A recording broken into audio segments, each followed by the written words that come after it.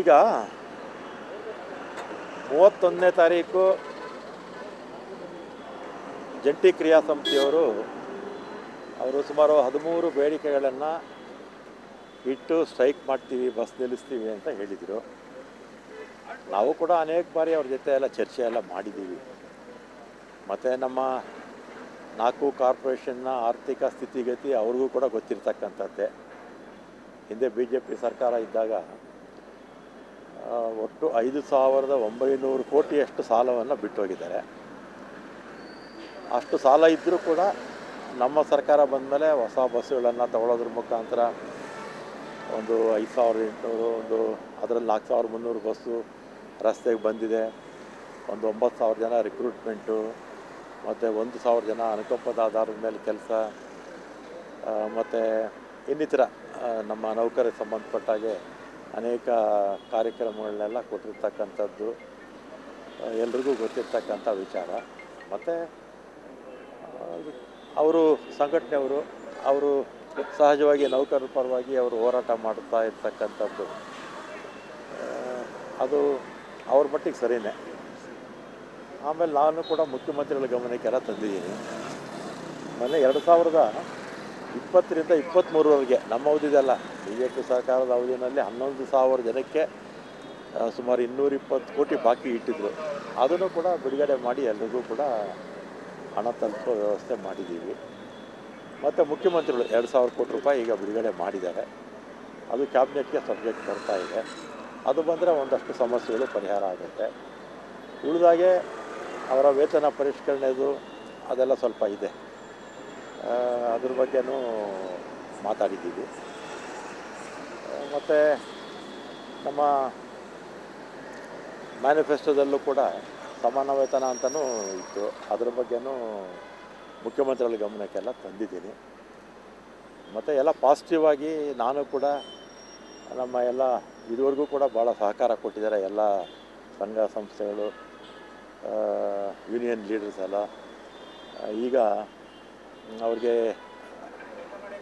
ಈ ಒಂದು ಏನು ಬಸ್ ನಿಲ್ಲಿಸ್ತೀವಿ ಅಂತ ಹೇಳ್ತಾ ಇದ್ದಾರಲ್ಲ, ಅದು ಸಾರ್ವಜನಿಕರಿಗೆ ತೊಂದರೆ ಆಗುತ್ತೆ. ಸಾರ್ವಜನಿಕರ ಹಿತದೃಷ್ಟಿಯಿಂದ ಅದನ್ನು ಮುಂದುವರಿ ಅದನ್ನು ಮುಂದಕ್ಕೆ ಹಾಕಿ ಅಂತ ಅವ್ರನ್ನ ಕೇಳ್ಕೊಳ್ತೇನೆ. ಮತ್ತು ಮುಖ್ಯಮಂತ್ರಿಗಳ ಜೊತೆ ಇನ್ನೊಮ್ಮೆ ಸಂಕ್ರಾಂತಿ ಆದಮೇಲೆ ಅವ್ರನ್ನೆಲ್ಲರೂ ಕೂಡ ಕರೆದು ಒಂದು ಮೀಟಿಂಗು ಕೂಡ ಮಾಡೋಣ. ನಾವಂತೂ ಪಾಸಿಟಿವ್ ಆಗಿದ್ದೀವಿ. BJPಯವರು 5,800 ಕೋಟಿ ಸಾಲ ಇಟ್ಟಿದ್ದಿದ್ರೆ, 900 ಕೋಟಿ ಸಾಲ ಹಿಡದೇ ಹೋಗಿದ್ದರೆ ನಮ್ಮ ಯಾವ ಸಮಸ್ಯೆಗಳು ಇರ್ತಿರಲಿಲ್ಲ. ಹಿಂದೆ ನಾನು ಇದೇ ಇಲಾಖೆ ಮಂತ್ರಿ ಆಗಿದ್ದಾಗ ನಾವು ಬಿಟ್ಟಂಥ ಸಂದರ್ಭದಲ್ಲಿ ಕೇವಲ 13 ಕೋಟಿ 71 ಲಕ್ಷ ಮಾತ್ರ ಬಾಕಿ ಇಟ್ಟಿದ್ವಿ. ಹೊಸ ಸರ್ಕಾರಕ್ಕೆ 13 ಕೋಟಿ 71 ಲಕ್ಷ ಮಾತ್ರ ಸಾಲ ಬಿಟ್ಟೋಗಿದ್ವಿ. ಆದರೆ ಇವರು 5,900 ಕೋಟಿ ಸಾಲ ಇಟ್ಟಿರೋದ್ರಿಂದ ಈ ಸಮಸ್ಯೆಗಳು ಉದ್ಭವ ಆಗಿದೆ. ಇದಕ್ಕೆ ಪರಿಹಾರ ಅಂತೂ ಮುಖ್ಯಮಂತ್ರಿಗಳು ಪಾಸಿಟಿವ್ ಆಗಿದ್ದಾರೆ. ಈಗ 2,000 ಕೋಟಿ ಆಗಲೇ ಹೇಳಿದ್ನಲ್ಲ, ಬಿಡುಗಡೆ ಆಗುತ್ತೆ. ಕ್ಯಾಬಿನೆಟ್ ಸಬ್ಜೆಕ್ಟ್ ಬರ್ತಾಯಿದೆ. ಉಳಿದಿದ್ದನ್ನು ಕೂಡ ಏನು ಫೆಬ್ರವರಿ ಬಜೆಟ್ ಬರುತ್ತಲ್ಲ, ಆ ಬಜೆಟಲ್ಲಿ ಇದಕ್ಕೆ ಸಹಾಯ ಮಾಡಬೇಕು ಅಂತ ಕೇಳಿದ್ದೀನಿ. ಪಾಸಿಟಿವ್ ಆಗಿದ್ದಾರೆ. ಜಂಟಿ ಕ್ರಿಯಾ ಸಮಿತಿ ಜೊತೆಯಲ್ಲಿ ಮಾತುಕತೆ ನಡೆಸ್ತಾರೆ ಸರ್? ಯಾಕಂದರೆ ಅವರು ಪ್ರಮುಖವಾಗಿ ಹೇಳ್ತಾ ಇರೋದು ಜಂಟಿ ಕ್ರಿಯಾ ಸಮಿತಿಗಳು CM ಕರೆದು ನಮ್ಮನ್ನು ಮಾತುಕತೆ ಮಾತಾಡಬೇಕು ನಮ್ಮ ಜೊತೆಯಲ್ಲಿ ಅಂತ. ಏನಾರು ಆಗತ್ತಾ ಸರ್? ನಾಳೆ ಇಲ್ಲ, ಆದರೆ ಸಂಕ್ರಾಂತಿ ಹಬ್ಬ ಆದಮೇಲೆ ಅವರು ಮುಖ್ಯಮಂತ್ರಿಗಳ ಜೊತೆ ಅವ್ರನ್ನ ಭೇಟಿಗೆ ಹೇಳಿದ್ದೀನಿ. ಈಗ ಮುಖ್ಯಮಂತ್ರಿಗಳಿಗೆ ಹೇಳಿದ್ದೀನಿ. ಆಮೇಲೆ ಸಮಸ್ಯೆ ಬಗೆಹರಿಸೋ ನಿಟ್ಟಿನಲ್ಲಿ CM ಏನು ಹೇಳಿದ್ರು? ಅದೇ ಹೇಳಿದಾಗ ಈಗ 2,000 ಕೋಟಿ ಈಗ ಬಿಡುಗಡೆ ಆಗುತ್ತೆ. ಈಗ ಕ್ಯಾಬಿನೆಟ್ ಸಬ್ಜೆಕ್ಟ್ ಬರ್ತಾಯಿದೆ. ನಾನು ನೆನ್ನೆ ಫೈಲ್ ಬಂತು, ಅನುಮೋದನೆ ಮಾಡಿ ಕಳಿಸಿದೆ. ಇನ್ನು ಉಳಿದಿರ್ತಕ್ಕಂಥದ್ದನ್ನು ಫೆಬ್ರವರಿಗೆ ಬಜೆಟ್ ಬರುತ್ತಲ್ಲ, ಆ ಬಜೆಟಲ್ಲಿ ಸಹಾಯ ಮಾಡಬೇಕು ಅಂತ ಹೇಳಿದ್ದೀನಿ. ಖಂಡಿತ ಮಾಡ್ತಾರೆ. ಸರ್, ಮತ್ತೊಂದು ಟಿಕೆಟ್ ದರ ಹೆಚ್ಚಳ ವಿಚಾರಕ್ಕೆ ಸಂಬಂಧಪಟ್ಟಂತೆ CS ಅವರು ಸರ್ಕಾರಕ್ಕೆ 15% ದರವನ್ನು ಏರಿಕೆ ಮಾಡಬಹುದು. ಈಗ ಇನ್ನೊಂದು ವರದಿಯನ್ನು ಕೊಟ್ಟಿದ್ದಾರೆ, ಸಲಹೆ ಕೊಡ್ಬೋದು ಅವರು. ಆದರೆ ವಾಸ್ತವಿಕವಾಗಿ ನಮ್ಮ 4 ಕಾರ್ಪೊರೇಷನ್ನಲ್ಲಿ 4 ಬೋರ್ಡ್ ಇರುತ್ತೆ. ಅವರ ಖರ್ಚು ವೆಚ್ಚಗಳನ್ನು ನೋಡಿಕೊಂಡು ಎಷ್ಟು ಏರಿಕೆ ಮಾಡ್ಬೋದು ಅಂತ ಅವರು ಸರ್ಕಾರಕ್ಕೆ ಪ್ರಸ್ತಾವನೆ ಕಳಿಸ್ತಾರೆ. 15% ಮಾಡ್ಬೋದು ಅಂತ ಅಲ್ಲ, ಬೋರ್ಡುಗಳು ಈಗ KSRTC, BMTC ಅಲ್ಲಿ ಬೋರ್ಡುಗಳಿರುತ್ತಲ್ಲ, ಆ ಬೋರ್ಡ್ ಪ್ರಸ್ತಾವನೆ ಕಳಿಸ್ತಾರೆ. CS ಅವರ ನನ್ನ ಗಮನಕ್ಕೆ ಬಂದಿಲ್ಲ ಅದು. ನನ್ನ ಗಮನಕ್ಕೆ ಬಂದಿಲ್ಲ. ಆದರೆ ಮೊದಲಿಂದಲೂ ಕೂಡ ಬಂದಿರತಕ್ಕಂಥ ಸಂಪ್ರದಾಯ ಏನಂದರೆ 4 ಬೋರ್ಡು ಅಧ್ಯಕ್ಷರು, ಉಪಾಧ್ಯಕ್ಷರು, ಮಂಡಳಿಲಿರ್ತಕ್ಕಂಥ ಎಲ್ಲ ಸದಸ್ಯರು ಅವರ ಖರ್ಚು ವೆಚ್ಚಗಳನ್ನು ನೋಡಿ ಎಷ್ಟು ಏರಿಕೆ ಮಾಡ್ಬೋದು ಅಂತ ಸರ್ಕಾರಕ್ಕೆ ಕಳಿಸ್ತಾರೆ. ಸರ್ಕಾರ ನಿರ್ಣಯ ತಗೊಳ್ಳುತ್ತೆ. ಸರ್, ಕಡೆಯದಾಗಿ ಮಡಕಶಿರಾದ ಹತ್ರ 25ನೇ ತಾರೀಕು ಬುಧವಾರ ಮಧ್ಯಾಹ್ನ 3 ಗಂಟೆಗೆ ಮಡಕಶಿರಾದ ಹತ್ರ ರೈತ ಒಬ್ಬ ನಡ್ಕೊಂಡು ಹೋಗ್ತಿದ್ದಂಥವನಿಗೆ KSRTC ಬಸ್ಸು ಗುದ್ದಿ ಆತ ವಿಕ್ಟೋರಿಯಾ ಆಸ್ಪತ್ರೆಯಲ್ಲಿ ಅಡ್ಮಿಟ್ ಆಗಿದ್ದಾನೆ ಸರ್. 4 ದಿನ ಆಗಿದೆ. ಆತನ ವಿಚಾರಕ್ಕೆ ಸಂಬಂಧಪಟ್ಟಂತೆ ಏನಾದರೂ KSRTC MD ಜೊತೆಗೆ ಮಾತಾಡೋದು? ನಾಳೆನೇ ನಮ್ಮ MD ಅವ್ರಿಗೆ ಹೇಳಿ ಹಿರಿಯ ಅಧಿಕಾರಿಯೊಬ್ಬರು ಕಳಿಸಿ ಅವರು ಏನು ಖರ್ಚು ವೆಚ್ಚ ಇದೆ ಅದೆಲ್ಲ ಕೂಡ KSRTCಯಿಂದ ಕೊಡಿಸೋ ವ್ಯವಸ್ಥೆ ಮಾಡಿಸ್ತೀವಿ.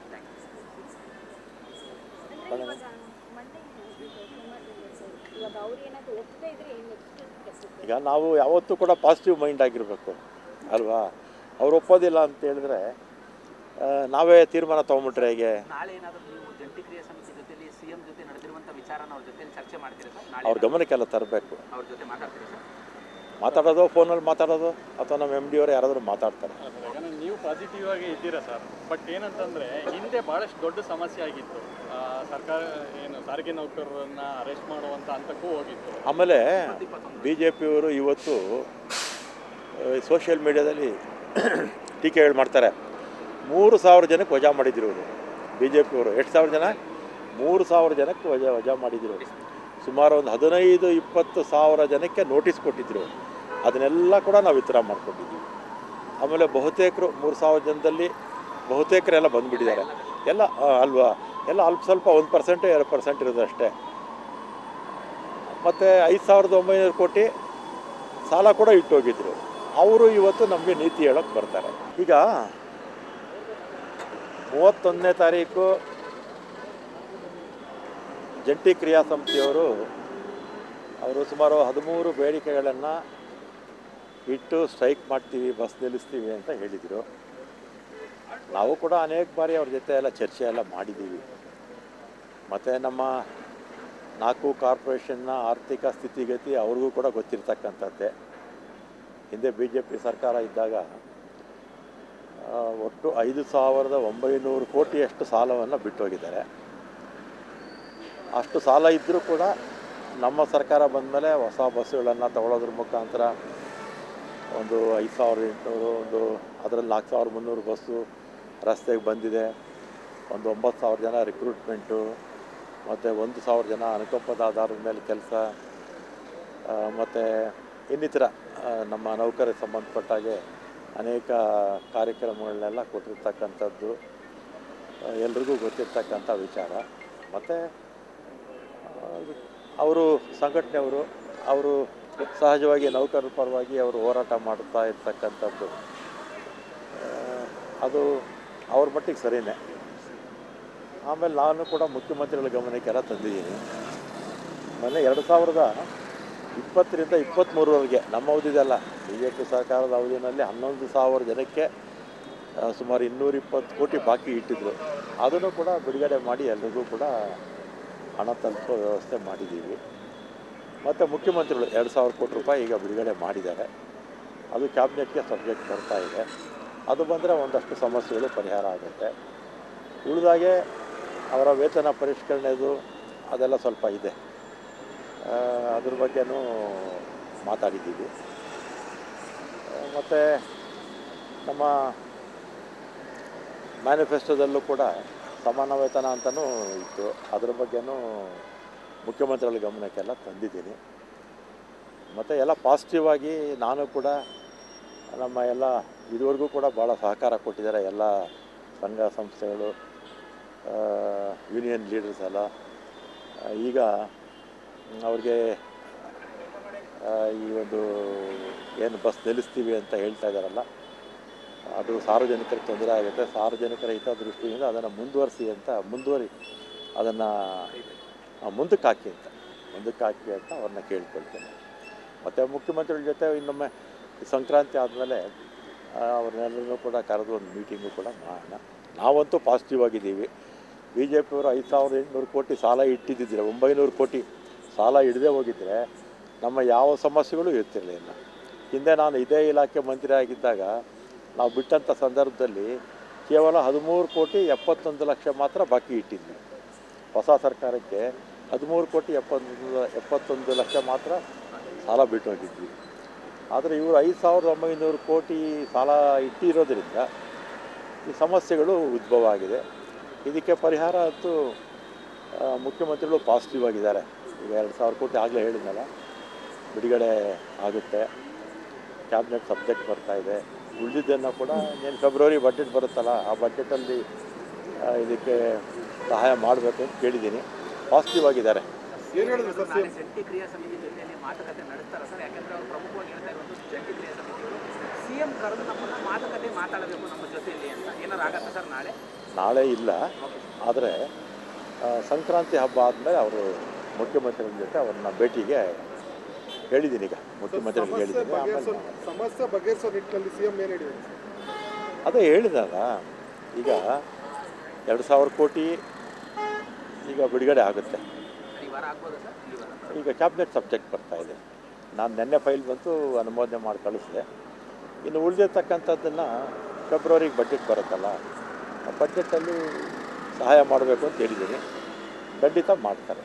ಸರ್, ಮತ್ತೊಂದು ಟಿಕೆಟ್ ದರ ಹೆಚ್ಚಳ ವಿಚಾರಕ್ಕೆ ಸಂಬಂಧಪಟ್ಟಂತೆ CS ಅವರು ಸರ್ಕಾರಕ್ಕೆ 15% ಅಂತೂ ದರವನ್ನು ಏರಿಕೆ ಮಾಡ್ಬೋದು ಈಗ ಇನ್ನೊಂದು ವರದಿಯನ್ನು ಕೊಟ್ಟಿದ್ದಾರೆ. ಸಲಹೆ ಕೊಡ್ಬೋದು ಅವರು, ಆದರೆ ವಾಸ್ತವಿಕವಾಗಿ ನಮ್ಮ 4 ಕಾರ್ಪೊರೇಷನ್ನಲ್ಲಿ 4 ಬೋರ್ಡ್ ಇರುತ್ತೆ. ಅವರು ಅವರ ಖರ್ಚು ವೆಚ್ಚಗಳನ್ನು ನೋಡಿಕೊಂಡು ಎಷ್ಟು ಏರಿಕೆ ಮಾಡ್ಬೋದು ಅಂತ ಅವರು ಸರ್ಕಾರಕ್ಕೆ ಪ್ರಸ್ತಾವನೆ ಕಳಿಸ್ತಾರೆ. 15% ಮಾಡ್ಬೋದು ಅಂತ ಸರ್? ಅಲ್ಲ, ಬೋರ್ಡುಗಳು ಈಗ KSRTC, BMTC ಅಲ್ಲಿ ಬೋರ್ಡುಗಳಿರುತ್ತಲ್ಲ, ಆ ಬೋರ್ಡ್ ಪ್ರಸ್ತಾವನೆ ಕಳಿಸ್ತಾರೆ. CS ಅವರ ನನ್ನ ಗಮನಕ್ಕೆ ಬಂದಿಲ್ಲ, ಅದು ನನ್ನ ಗಮನಕ್ಕೆ ಬಂದಿಲ್ಲ. ಆದರೆ ಮೊದಲಿಂದಲೂ ಕೂಡ ಬಂದಿರತಕ್ಕಂಥ ಸಂಪ್ರದಾಯ ಏನಂದರೆ 4 ಬೋರ್ಡು ಅಧ್ಯಕ್ಷರು, ಉಪಾಧ್ಯಕ್ಷರು, ಮಂಡಳಿಲಿರ್ತಕ್ಕಂಥ ಎಲ್ಲ ಸದಸ್ಯರು ಅವರ ಖರ್ಚು ವೆಚ್ಚಗಳನ್ನು ನೋಡಿ ಎಷ್ಟು ಏರಿಕೆ ಮಾಡ್ಬೋದು ಅಂತ ಸರ್ಕಾರಕ್ಕೆ ಕಳಿಸ್ತಾರೆ. ಸರ್ಕಾರ ನಿರ್ಣಯ ತಗೊಳ್ಳುತ್ತೆ.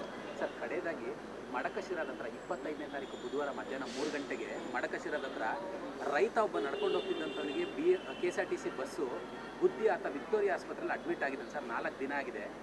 ಆತನ ವಿಚಾರಕ್ಕೆ ಸಂಬಂಧಪಟ್ಟಂತೆ ಏನಾದರೂ KSRTC MD ಜೊತೆಗೆ ಮಾತಾಡೋದು? ನಾಳೆನೇ ನಮ್ಮ MD ಅವ್ರಿಗೆ ಹೇಳಿ ಹಿರಿಯ ಅಧಿಕಾರಿಯೊಬ್ಬರು ಕಳಿಸಿ ಅವರು ಏನು ಖರ್ಚು ವೆಚ್ಚ ಇದೆ ಅದೆಲ್ಲ ಕೂಡ KSRTCಯಿಂದ ಕೊಡಿಸೋ ವ್ಯವಸ್ಥೆ ಮಾಡಿಸ್ತೀವಿ.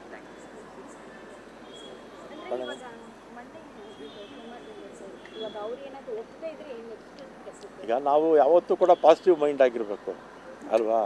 ಅವ್ರು ಒಪ್ಪೋದಿಲ್ಲ ಅಂತ ಹೇಳಿದ್ರೆ ನಾವೇ ತೀರ್ಮಾನ ತೊಗೊಂಬಿಟ್ರೆ ಹೇಗೆ? ನಾಳೆ ಏನಾದರೂ ನೀವು ಜಂಟಿ ಕ್ರಿಯಾ ಸಮಿತಿ ಜೊತೆಲಿ CM ಜೊತೆ ನಡೆದಿರುವಂಥ ವಿಚಾರನ ಅವ್ರ ಜೊತೆ ಚರ್ಚೆ ಮಾಡ್ತೀರಾ ಸರ್? ನಾಳೆ ಅವ್ರ ಗಮನಕ್ಕೆಲ್ಲ ತರಬೇಕು. ಅವ್ರ ಜೊತೆ ಮಾತಾಡ್ತೀರಾ ಸರ್? ಮಾತಾಡೋದು, ಫೋನಲ್ಲಿ ಮಾತಾಡೋದು, ಅಥವಾ ನಮ್ಮ MD ಅವರು ಯಾರಾದರೂ ಮಾತಾಡ್ತಾರೆ. ನೀವು ಪಾಸಿಟಿವ್ ಆಗಿ ಇದ್ದೀರಾ ಸರ್, ಬಟ್ ಏನಂತಂದರೆ ಹಿಂದೆ ಭಾಳಷ್ಟು ದೊಡ್ಡ ಸಮಸ್ಯೆ ಆಗಿತ್ತು. ಸರ್ಕಾರ ಏನು ಸಾರಿಗೆ ನೌಕರರನ್ನ ಅರೆಸ್ಟ್ ಮಾಡುವಂಥ ಹಂತಕ್ಕೂ ಹೋಗಿತ್ತು. ಆಮೇಲೆ BJPಯವರು ಇವತ್ತು ಸೋಷಿಯಲ್ ಮೀಡಿಯಾದಲ್ಲಿ ಟೀಕೆಗಳು ಮಾಡ್ತಾರೆ. 3,000 ಜನಕ್ಕೆ ವಜಾ ಮಾಡಿದ್ರು ಅವರು. BJPಯವರು ಎಷ್ಟು ಸಾವಿರ ಜನ? 3,000 ಜನಕ್ಕೆ ವಜಾ ಮಾಡಿದ್ರು. ಸುಮಾರು ಒಂದು 15-20 ಸಾವಿರ ಜನಕ್ಕೆ ನೋಟಿಸ್ ಕೊಟ್ಟಿದ್ದರು. ಅದನ್ನೆಲ್ಲ ಕೂಡ ನಾವು ವಿತ್ಡ್ರಾ ಮಾಡ್ಕೊಂಡಿದ್ದೀವಿ. ಆಮೇಲೆ ಬಹುತೇಕರು 3,000 ಜನದಲ್ಲಿ ಬಹುತೇಕರೆಲ್ಲ ಬಂದುಬಿಟ್ಟಿದ್ದಾರೆ. ಎಲ್ಲ ಅಲ್ವಾ, ಎಲ್ಲ ಅಲ್ಪ ಸ್ವಲ್ಪ 1% 2% ಇರೋದು ಅಷ್ಟೇ. ಮತ್ತು 5,900 ಕೋಟಿ ಸಾಲ ಕೂಡ ಇಟ್ಟೋಗಿದ್ರು. ಅವರು ಇವತ್ತು ನಮಗೆ ನೀತಿ ಹೇಳೋಕ್ಕೆ ಬರ್ತಾರೆ.